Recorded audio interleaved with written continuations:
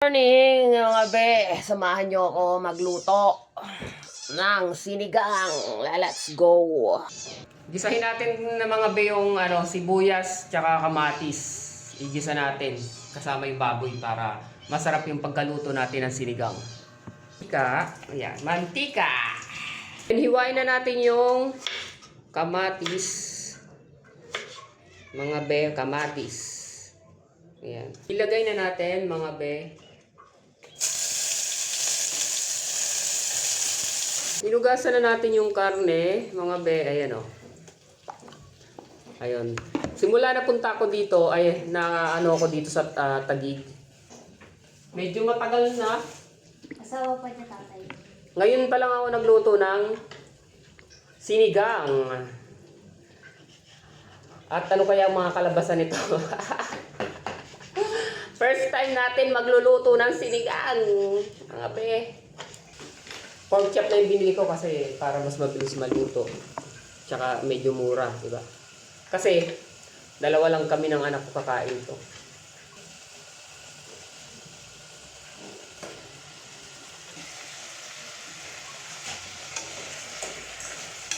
Ginisan ko muna ang mga beyong pork chop sa sa kamatis at saka sa sibuyas. Para medyo mawala yung lansa. Hindi na ako naglagay ng luya kasi ayaw ko ng luya sa sinigang. Lagyan din natin siya ng gabi para pampalapot. Pampalapot. Diba? Para lumapot yung sinigang natin. Masarap kasi ang sinigang kapag malapot. Tapos maasim-asim. Diba? Nilagay na rin natin mga biyong gabi kasi yun, para lutong-luto at lumapot. Diba? Tayo natin kumulo para yung kangkong ilagay natin. Lagyan din natin ng kangkong. Kangkong. Kangkong. Kangkong. Para naman may gulay, di ba? Pinipilit natin kumain.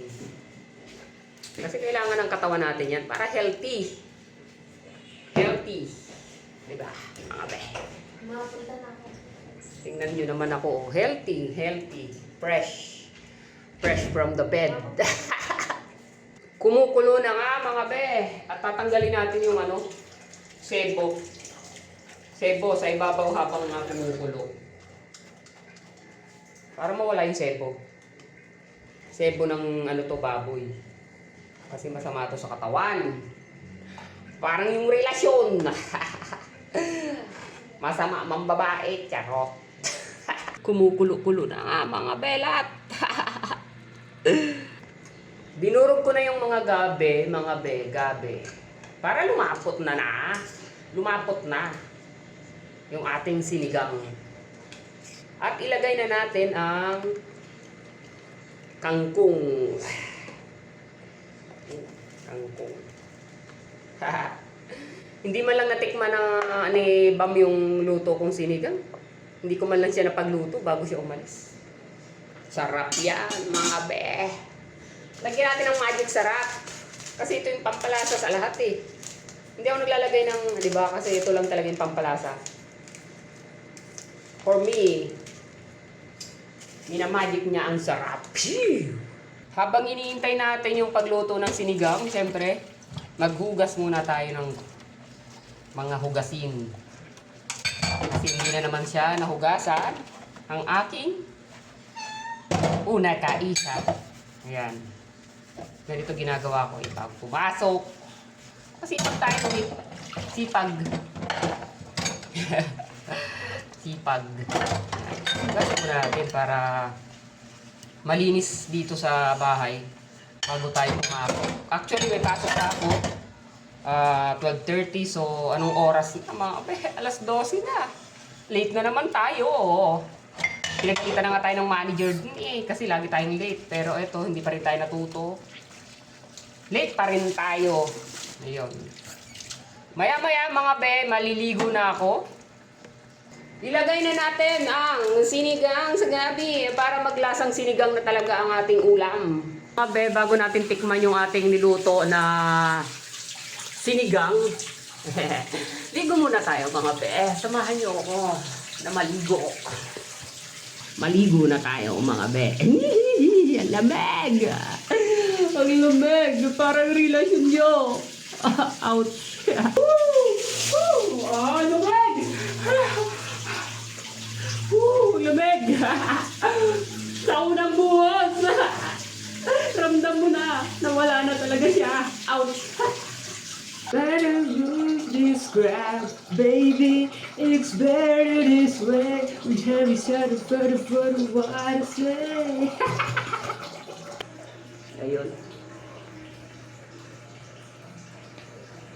Magsuot na muna tayo ng pantalon. Suotin ulit natin yung pantalon na pangalawa. Pangalawang araw. Punta tayong belt, mga be. Para humigpit ang pagkapit. At hindi siya sumama sa iba. Char. Suot na rin tayo ng sapatos. Sapatos. Kakain na lang tayo. Then alis. Matching. Pogi na ba tayo kahit na hindi naman magaganda yung ating suot? Pogi na ba? Pogi na ba tayo mga be? Uy! Tikman na natin yung sinigang mga be. Konti lang yung kanin ko kasi nagmamadali na ako pumasok. Sinigang ko na pork chop. Ayan. Tikman natin ang ating niluto. Mga be, lahat. Sana masarap. Sarap. Ang asim. Let's go na. Papasok na tayo mga bel. Mga belat. Let's go. Samahan nyo ako pumasok. Samahan nyo ako. Foggy talaga. Foggy. Charot! May plug nga pala ako dito sa labas ng pinto. Ayan. May plug ako dito ng LGBT sa labas ng pintuan.